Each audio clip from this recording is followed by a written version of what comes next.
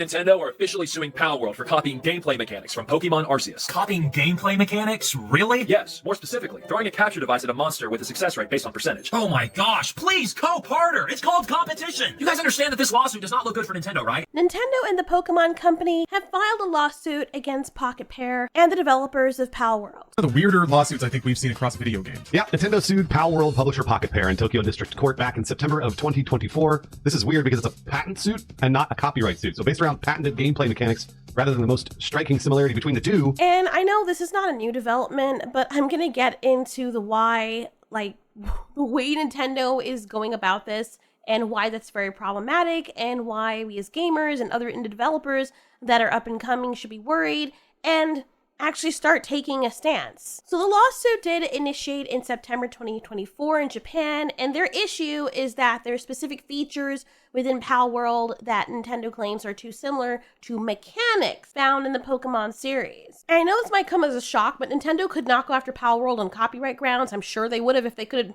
They probably tried, and we don't even know, because Palworld doesn't actually own or copy any of Nintendo's specific copyrighted assets, like Pokemon character designs, names, music, dialogue. Just because they resemble Pokemon doesn't mean that they can copyright that, because there are hundreds of other games out there that look like Pokemon. Copyright protects the expression of an idea, not the idea itself. So while both games involve capturing monsters and battling them, Palworld uses its own original creature designs, its own art style, its own aesthetic, world building, and mechanics. You can't copyright the concept of catching monsters or writing them, only how that's visually and narratively executed. And since Palworld doesn't reuse Nintendo's actual content, a copyright case would have fallen flat, which is likely why Nintendo is like, well, we're gonna just do the patents instead. And let's face it, if they did that, they'd have to come after Nexamon and a bunch of other monster capture games. And they probably would get caught after too, because Pokemon also took inspiration in Shin Megami Tensei and Dragon Quest, which Nintendo clearly took extremely heavy inspiration from. And Dragon Quest predates Pokemon by basically 10 years before Pokemon came out with their first Red and Green games. So if that had been the case today, everyone would have been ripping on Nintendo, telling them they stole from Dragon Quest. So they have some nerve. So the core of this lawsuit centers on three main gameplay elements: creature capture mechanics. As you can see here in this clip by Rage Gaming, Palworld's use of Pal spheres to capture your monsters closely mirrors the Pokeball system used in the Pokemon games. I would even gather it's much more fun. They've taken the idea of the Pokeball throwing and capture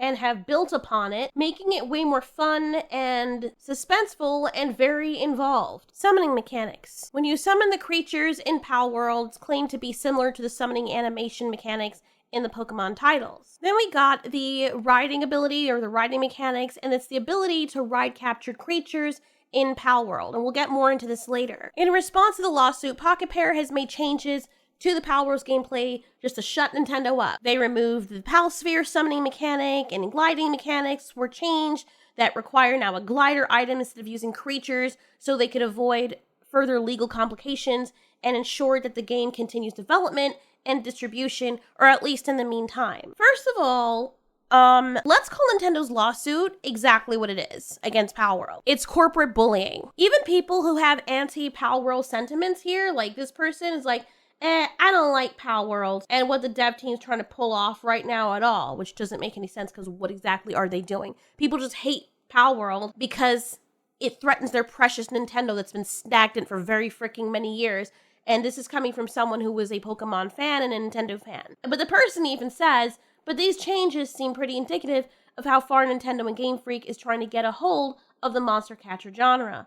I seriously do not get why one would even have to go so far as to remove the throw ball to summon mons mechanic, or even gliding flying with your mons. They seem pretty generic. I don't care for Pocket Pair, but the content of the changes and what this might entail is kind of concerning. And thank you, Potato Drive, because that's true, and that's exactly what I want to talk about. Everyone's sitting there cheering and key, don't realize how damaging this is for us as the gamers, and for future people who want to develop games. Palworld is doing something that Nintendo hasn't done. It's staying true to itself. It's engaging with its community. And Nintendo is using legal firepower, not to protect genuine innovation. We know that's not what they're doing. They're basically monopolizing basic game mechanics and intimidating small developers who cannot afford years of courtroom battles. And this is a good and bad thing because it means that Palworld made enough of a difference and threatened them enough and made enough of a ripple that Nintendo felt threatened by them. That's basically what this was. Because everyone's asking, why haven't they come after Nexomon or all these other games and countless other things that are more like Pokemon than even Palworld is? It's because they weren't a threat. They weren't climbing the ladder as fast as Palworld was. They didn't see the reception for the game that they saw with Palworld. It didn't threaten them enough. They're like, they're not as good as me. Fringe people play that. But everyone got on this joint. But this whole stomping on the neck of the little guy and the smaller people, this is something that Nintendo has done throughout the years, and so has Apple. The thing is, this only works as a fair fight against other corporations that are just as big as them, like the Apple versus Samsung thing, because Samsung was like, well, we got money too, bitch, and they were both pressing their little red buttons. But against indie developers or people like you and me that might want to get up and have a hand at the table by creating something that people will love, we're completely screwed. Nintendo is saying, oh, only we can decide what mechanics are allowed. And all of those freaking Nintendo stands are sitting in the back, you're eating popcorn, don't realize that this is not just the developers' problems, it's a problem for every one of us. If we let mega corporations weaponize the patent system, we're going to risk turning the future of gaming into a sterile, corporate-owned wasteland where it kind of already is, and where innovation and creativity, like it already is going to die unless it's funded by billion-dollar budgets. And I'm sorry, I don't know about you, but most of us don't have that kind of money, and probably will never have that kind of money in 3 lifetimes. I mean, check it, like all these developers have come out with these indie games and became millionaires overnight, you know, with the whole Flappy Bird thing and Minecraft. They were given a chance because they were allowed to let their creativity shine, and they built upon things that already existed. So we need to push back publicly, vocally, and together, because I can actually imagine a world where if we don't, imagination itself is going to become intellectual property. But let's get into the mechanisms that Nintendo is swimming over, and I'm going to break down exactly why a lot of this is bullshit. So let's go back to Rage Gaming's clip on the Pal Sphere mechanic. In Palworld, players use a Pal Sphere to catch creatures that we call pals. I just call them monsters. And, you know, they're basically, yes, Pokemon, monsters, whatever you want to call it.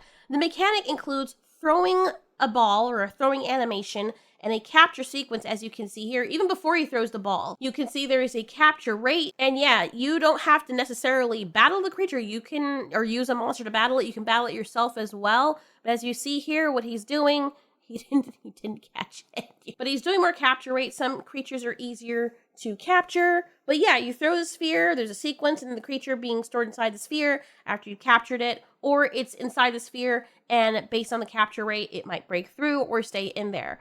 And this is directly compared to the stale-ass Pokeball mechanic in Pokemon: throw ball, capture creature, retrieve the creature later. And I'm sorry, they haven't really built upon this. It's the same dumbass, boring animation that they've always had since the beginning. Nothing has changed about it. Nintendo's argument is that this sequence visually, functionally, and conceptually mirrors the Pokeball system and constitutes infringement on patented design and gameplay elements. And at first I was like, fair enough, but it comes across as Nintendo acting like they own the concept of throwing an object to initiate a capture, which is kind of absurd. If that logic held, FPS games wouldn't be allowed to use guns because someone did it first, or have the gun shoot the way that someone had a gun shoot, which is the way guns shoot. Pew, pew. Pew, pew. I know the gun thing is a lot more like straightforward, but it's a gameplay trope. It's not a proprietary invention. But okay, let's give them that. I've had countless videos of Palworld, but they were kind of like used in the background of my videos because it was just made sense for everybody to look at. But yeah, I will say that they made it very fun the way that this was implemented. Oh my god, what the fuck? Bro, you have an axe, go kill it! Bro, you have an axe! Baby, come on! We can climb back up later. Where's it going? What the fuck? No way.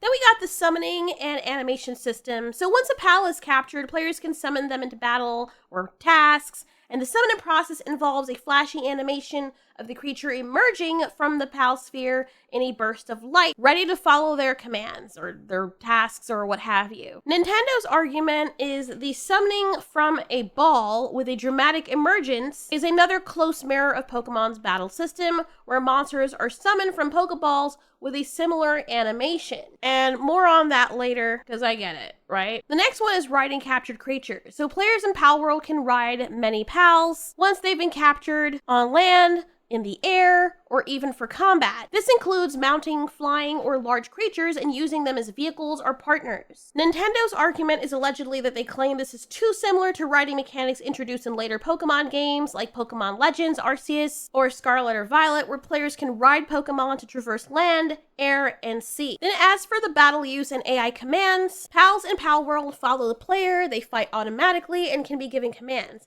And this apparently is compared to Nintendo's Pokemon battle command system, where players direct attacks during encounters. By the way, this open world way of them playing and fighting, this is something that Pokemon didn't do until a bunch of fan games came out and wanted to do this, and they were like, no, and then they came out with their own, because they weren't going to do that shit because they've been sitting on this for a while, and only decided to go the free roam route after they saw multiple fan-made stuff doing it or other monster capture games capitalizing on that. Just saying. So Nintendo's argument is a system of issuing simplified commands to creatures while they fight mirrors the Pokemon battle framework, even if it's real-time instead of turn-based, which, if this is true, it makes no freaking sense. There was a situation where the Fine brothers tried to patent the word react. This is the kind of next-level narcissism, pettiness, and the abuse of the patent system that we're talking about. So Pocket's Para's defense is that they've made recent gameplay changes to avoid further conflict. Them doing this doesn't mean that Nintendo's right, because everyone's like, oh, they're admitting wrongdoing, which shows that you have no idea how the law works or how these legal proceedings function. The reason why they made these changes, at least right now, is because it's a strategic legal move to protect themselves from further liability and avoid a drawn-out, expensive battle. And against a giant like Nintendo, even being accused of infringement can tie up development and distribution and revenue of their games.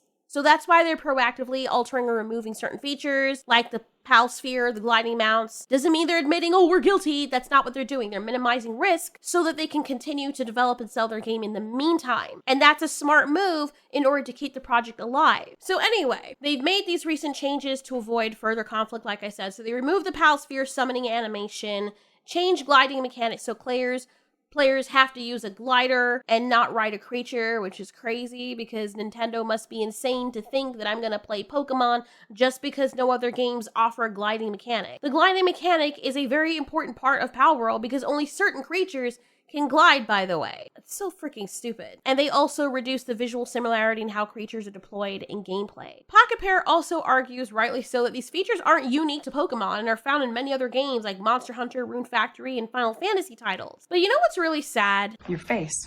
Damn. Nintendo used to be the soul of gaming. They were the scrappy, creative underdog making all these weird games that somehow turned out to be perfect. They just felt like games. For a lot of people, they were joy. They were gaming embodied, and it shaped a lot of our childhoods throughout generations. But now they've become the very thing we used to love them for not being. For years, people joked about how Nintendo was behind the times. They didn't chase trends, they made their own. They weren't competing with PlayStation or Xbox. And they were just off in their own little world making fun and still keeping all of us fans very happy and on their side and in support of them. But lately, Nintendo doesn't feel fun. It feels controlling and stale and greedy and thin-skinned, and they turn to the freaking villain, and this happened all on their own because they stopped innovating. They let the greed get to them, and honestly, it's very freaking sad, but it's not even that they let the greed get to them per se. I mean, they did, but it's not just that. Maybe some people could understand, like, oh, they're getting bigger, they're getting greedy, and whatever, that's cool, whatever. It's understandable for people to get to that point when they become these big mega corporations.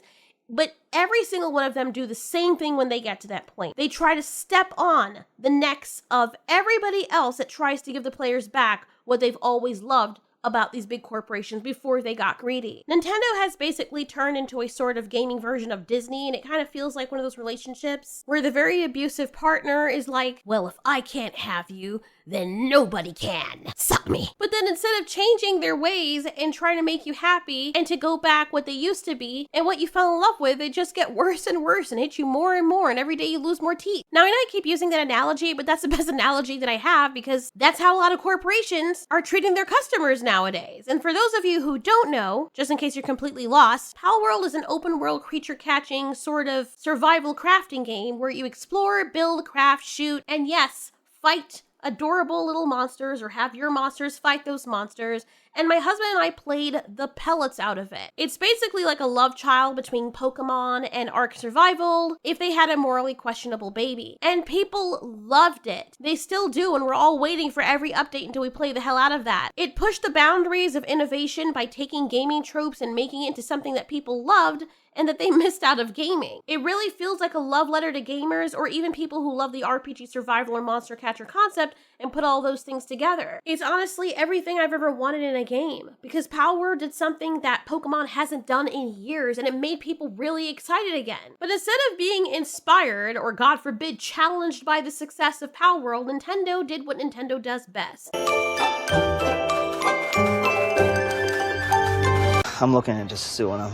Final customer, what's your deal? Nothing, I'm just a Nintendo fan. Nintendo fan? Oh, no, we'll see you in court. Or suing Palworld for copying gameplay mechanics from Pokemon Arceus. Really? Yes, more specifically, throwing a capture device at a monster with a success rate based on percentage. Oh my gosh, please cope harder. It's called competition. You guys understand that this lawsuit does not look good for Nintendo, right? You guys say that you want to protect Pokemon, but you are destroying your brand right now with this desperate lawsuit.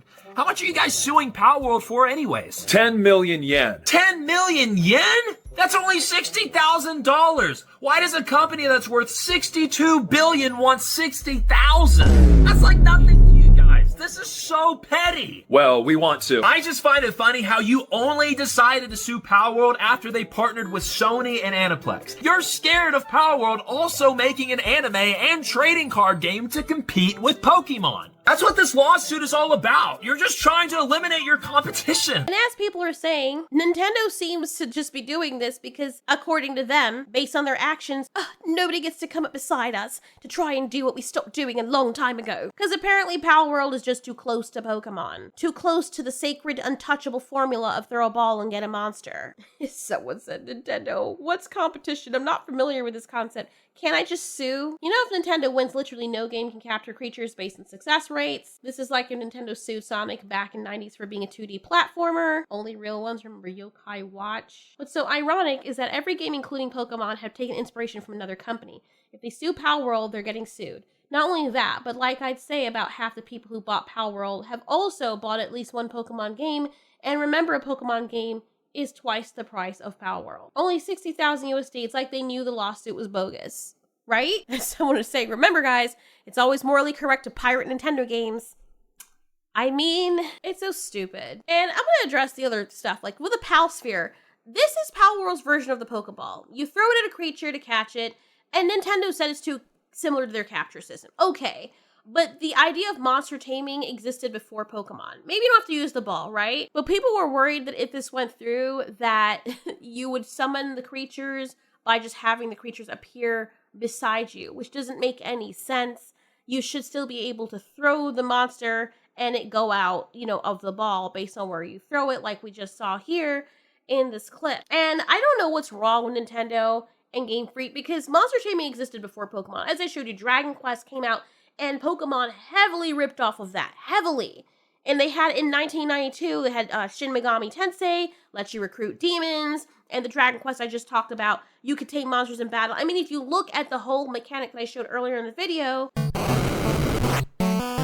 you could tame monsters in battle and add them to your party. What Pokemon did was put a shiny animation on it and made the process more visual. And yeah, it was cute, but they didn't invent the idea of capturing monsters. I know they'd push this if they really could, but come to think of it, they've done similar things in the past. And Nintendo is angry that Palworld lets you summon monsters from the sphere with a little flash of light. But have they ever freaking played a Final Fantasy game? Summons have been exploding out of clouds and particle effects since 1987. Again, yes, Pokemon stylized the idea, but they didn't create it. So the change here is that Palworld, instead of throwing a Pal Sphere to call out a Pal, like how you throw a Pokeball to bring out a Pokemon, your character simply holds out the Pal Sphere and the Pal appears standing next to them. I wonder if Pocket Pair changes the balls into like a card or another shape, if it's then going to be an issue. Because you mean to tell me that no game ever can have an object to summon a creature and throw it away from them except for freaking Nintendo? The next thing is riding creatures. Apparently Nintendo thinks this is theirs now, because that seems to be the direction that they're going in. And as people are saying in this thread from 4 days ago at the time of this video, one guy says Palworld is now hard patching out gliding on creatures and switching to a generic glider thanks to the lawsuit. Reminder, you don't hate TPC enough. Damn, this is some dangerous precedent. A ton of fantasy games include some sort of flying on creatures. Guess we'll never have anyone riding a dragon, Pegasus, Griffin ever again. First, they had to patch out aiming for your sphere throws, which allowed you to send out pals in precise locations. Now this, and I spend many hours maxing the glide distance of my Gale Claw. Thanks, TPC. Never giving your IP another penny. Another guy says, I thought the patent strike was for throwing a ball-like thing to catch and summon a creature, but there are more now? Did Palworld even fix the supposed strike? Why are they removing things that are not included in the strike? And Gunjin Kami replies to that person saying, as far as I understand, the lawsuit is still going, and Game Freak, TPC, Nintendo keeps patenting basic gameplay mechanics, which I will talk about in a bit. But yeah, Final Fantasy has Chocobos, and Zelda, I mean, it's made by Nintendo themselves, had Epona, but you have a slew of other games from other companies that have riding mechanics in their games. And now Nintendo's pretending they own the mechanic of riding a creature through a digital landscape. It's really laughable. And people might think, no, that's not what they're doing. They're edging their fingers in that direction. That's exactly what they're doing. Remember YouTube tried to make little tiny changes to see how people would receive it? You know, like, oh, let's see what happens if we put a bug for the dislike button being gone. Look at all those other platforms that did that. And then now it's become a thing. Every time they make a little change like this or dip their fingers in the sauce saying, oh, we're not going to take the whole thing, this is usually what they mean. Many early PC and Japanese RPGs allowed players to control or ride monsters either temporarily or contextually. And even IP sums this up briefly, perfectly. In their article says Nintendo was wrong on one patent claim against Palworld. So they mention here, in video games, a rideable creature is typically called a mount. Mounts in video games date back to the 1980s and are usually animals which allow a player to traverse the world more easily. In Ultima 1, which came out in 1981, you could even ride a horse. And as IP Brief continues, they say that these mounts come in the form of horses, birds, fish, or more fantasy-type animals like dragons. Players can gallop on land while riding a horse, fly over mountains on a dragon, or swim through rivers and oceans on sea creatures. Nintendo's patent gives them exclusive rights to certain unique mechanics involving transitioning between creatures when riding a mount. For example, if a player is flying on the bird character and dives towards a river, the mount will change into the fish character to enable swimming without the player giving any additional inputs. While this mechanic seems novel to the Pokemon Legends Arceus game, the mount transition mechanic is not in Palworld. The available mounts in Palworld have similar functions to Pokemon Legends Arceus. Both games enable the player to fly, run, glide, climb, or swim across different environments. However, as you can see here in Ice Grenade's video, if you take a flying or gliding or running mount towards a body of water in Palworld, or if you just glide into it, no transition is going to occur. As you can see here, for the flying pals, you will hover over the water indefinitely. As a matter of fact, if your pal is flying over a body of water, which we were very happy to figure out, and you drop down to the water surface, they'll just hover over the water indefinitely. For the gliding pals, which we can't use anymore, you'll just continue to lose altitude until the player is swimming in the river. For the running pals, you're going to stay on your mount until they run out of stamina and become knocked out. The author of the article continues by saying that I have personally tested these transitions while playing both games. These 3 examples undermine the core of Nintendo's lawsuit on this patent. He also continues by saying another functional distinction between the 2 mount systems is that Palworld system is a 2-step function, while Pokemon Legends Arceus uses 1-step function. To understand this, it's important to understand how mountable creatures are acquired in each game. While the player can capture creatures in both games, only in Palworld can you ride the creatures you capture, and in Palworld you have to craft saddles to turn captured pals into mounts, kind of like in Ark Survival. He continues by saying in Pokemon Legends Arceus there are no capturable Pokemon that can be ridden. The rideable Pokemon can only be acquired as rewards through completing story quests. They further continue by saying that if Nintendo wants to challenge the mount system, this 1-step, 2-step distinction seems too different to say that Palworld is infringing on the patent. Nintendo may argue that selecting a Pokemon from the directional pad menu and then pressing a button is equivalent to the 2 separate keyboard button presses in Palworld. Pocket Pair can argue that the step of sending out a pal that can be mounted or used for other action makes it different from Nintendo's patent. Pocket Pair can also argue that the way Palworld players use mounts mirrors the non-novel way many video games have historically used mounts, such as World of Warcraft. Despite the lower hurdle of patentable subject matter eligibility in Japan, the author says, I do not think Nintendo will win on this patent claim. The novelty requirement still exists in Japanese patent law, Article 29, and what is novel about Nintendo's patent does not line up with the actual gameplay of Palworld's mounts. If Nintendo somehow wins on this claim, it's unclear how any game company moving forward can include features that have existed for decades without fear of being sued. And lastly, they're even saying that there's an alleged issue with commands in battle. But if this is the case, have they ever heard of literally every RPG that came before Pokemon? Megami Tensei, Dragon Quest, or Dragon Warrior. The idea of having a party and controlling them in combat is a staple of the genre. And it's like trying to trademark jumping in a 2D platformer or something. I don't know if Nintendo's doing this. It's just a rumor. I'm hearing that one. But yeah, and the lawsuit isn't the only issue. Like, as I've said before, the problem is that Nintendo has stopped innovating. And to be honest, there's a lot of people that agree too. We don't understand why Nintendo thinks they've earned the right to be this angry, especially given what their games have done and what they've been inspired from. It just doesn't make any sense. Pokemon games, as much as I've grown up with them and I've even gone back and purchased the older ones and enjoyed them, I'm sorry, but they're in decline and have been for a while. Each release is buggier than the last. Scarlet and Violet were embarrassments. They felt half-finished, glitch-ridden, and yes, it sold millions. People all bought it because people want to love Pokemon. They had faith, just like I did. I bought it till I own it, and after playing it for a few hours, I was like, Jesus Christ, this is just dull. Like, they want Nintendo to win. All of us did. And then I played it long enough, and I was like, this is ass. What in the world are we paying for? Now they're not even trying. It's actually really embarrassing. You have people coming out with fan-made games that look more polished than Nintendo, and they're fucking free or $20, which is the other reason why people were jumping on Palworld's dick, because they were so much cheaper and had a much better product that felt finished more than all of 3 generations behind of Pokemon. And then you have the rumors around the Switch 2, which are full of red flags, the exorbitant expenses, the lockdown ecosystems, cloud dependency. Like, Nintendo was slowly turning into a worse version of Ubisoft or EA or even freaking Disney. I know Disney's like the media, TV, entertainment part of it, but the same evil kind of corporate greed that we see with them, we're seeing in the gaming sphere as well. And people are slow boiling because they still see it as innocent. They're like, oh, Nintendo's cute. They would never do such a thing. You guys just cope, man. Like, the irony is so freaking real. And I can't even fully blame these people because they're holding out hope for it. And they're in denial, because I was for a while, so I understand. But at some point, man, at some point. So anyway, when a tiny indie team comes along and makes something wild and chaotic and fun, and people are like, yes, thank you, someone is doing something different, Nintendo could have said, you know what? We've been dying slowly for a while. These people are doing, damn, he's hot. These people are doing something different.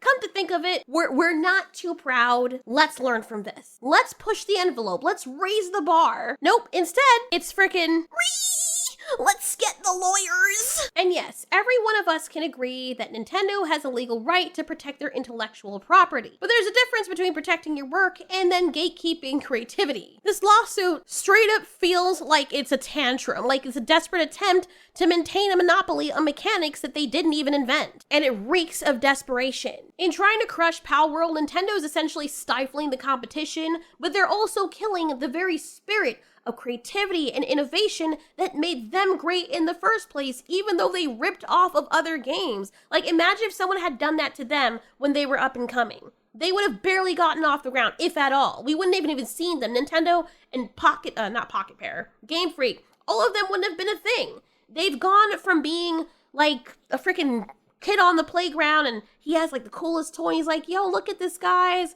And everyone's like, yay, we can bring our Hall toys and do all of that. And all of them start up and they're sharing stuff with each other. And then the kid grows up, or he just gets a promotion or whatever. And he's like, you know what? I'm the hall monitor now, or the broke dick dean. And he's telling everybody else what they can and can't do. He's not fun anymore, even though he's done those same things that they're doing. And it's crazy because it's like Nintendo doesn't even know what's fun anymore. When I play Nintendo, I don't feel like I'm having fun. Everything feels so generic and dead and dystopian. And we can all be disappointed by that, but at the same time, people are not realizing the bigger issue that we've seen people in those threads talking about. It is freaking dangerous, and I'm gonna tell you why. Because as people are saying, if this lawsuit succeeds, it sets a precedent. A precedent where big companies can claim common mechanics and bully smaller developers into submission.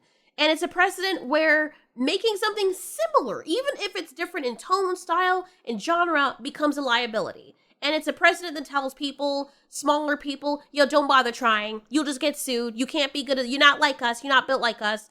So let's say you want to come out and make a game that has inspiration from older games like Nintendo did, but you put your own flavor on it like Nintendo did and make it different enough that you can challenge people to do better and challenge competitions like Nintendo did. You won't even get it off the ground, and you don't have enough money to fight the monopolies and those that came up before you that are grabbing the ladder and taking it up before you can crawl up. Kind of like what Peter Dinklage did with the dwarf community and the whole Snow White and the Seven Dwarfs situation. Now, as some people have pointed out, one of the examples of Nintendo kind of abusing its dwindling power is the whole gliding and riding mechanic. And it's not just like Nintendo's patenting gliding or riding or flying mounts.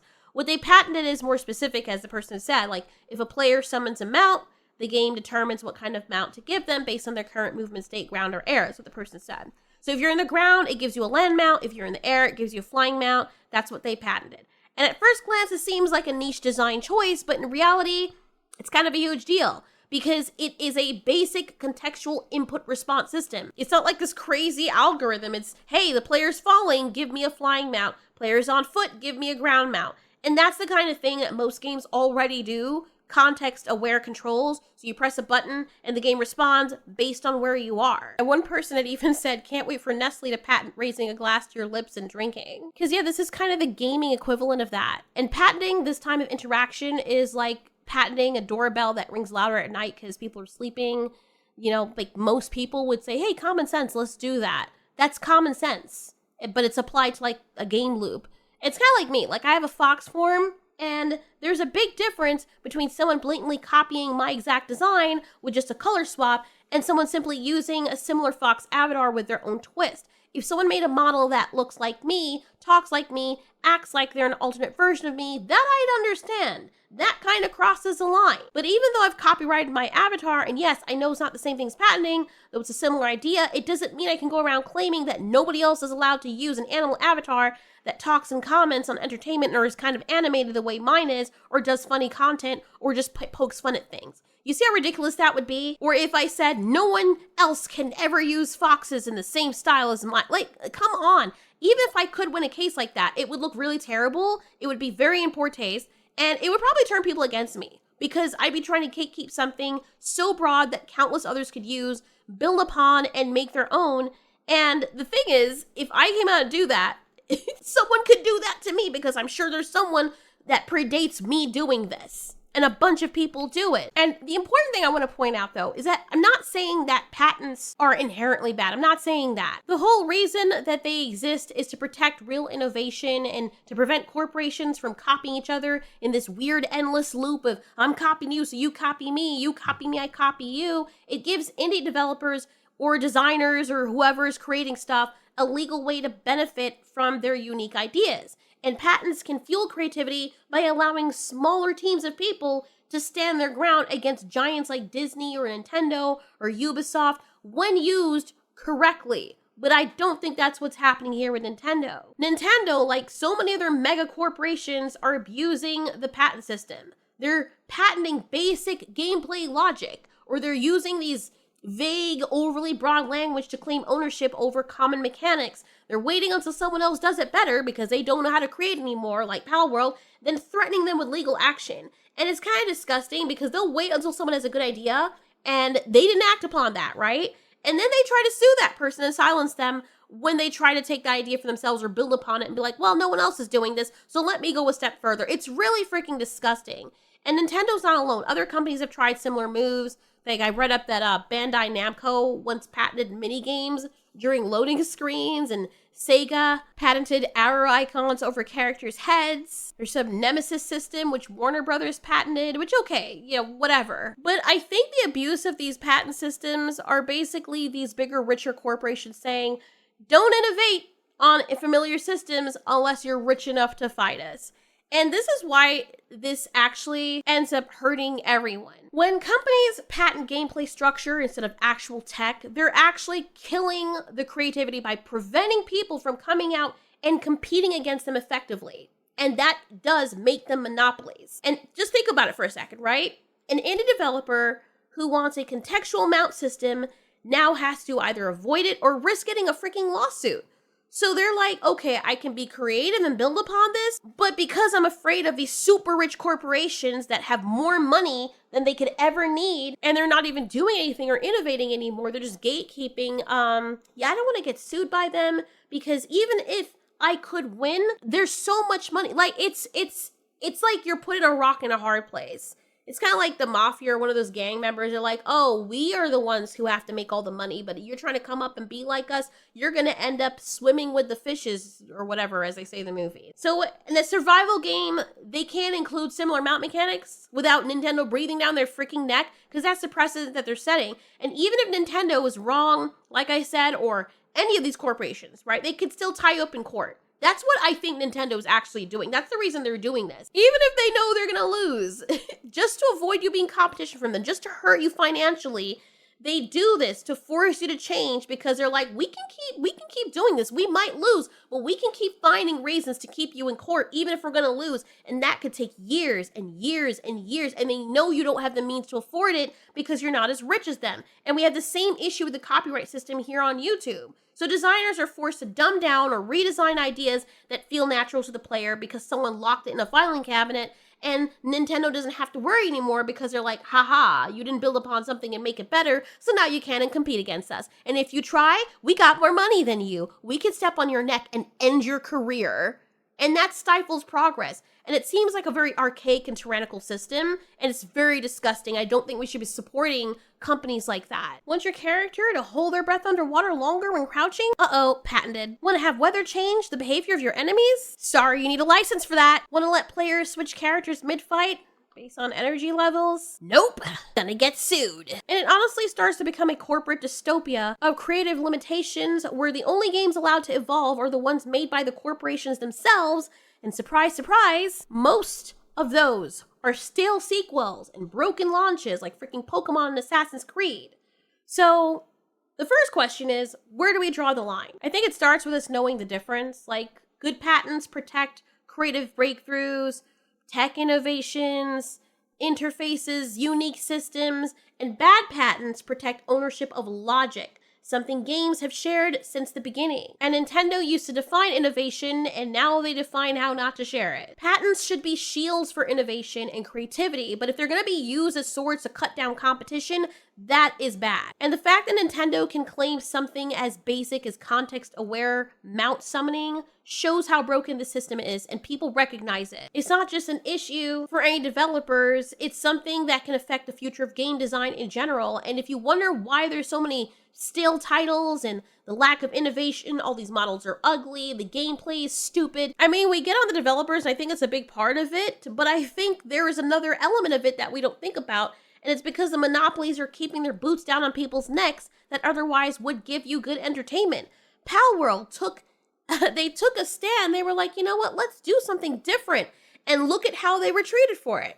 And the way that you can fight against this is speaking with your wallet. This is a big way. Getting behind Pocket Pair and other small indie developers like them who are challenging the system and trying to give people back good entertainment and who are existing for the players and not just for the check. Because if we keep letting these bigger studios and corporations get away with this, soon the only people who are going to be allowed to make games will be the ones who already stopped trying to make them better, and that's why they can charge us now $100, $80 for games, and they know we'll buy them because they won't allow anybody else to step up and compete with them.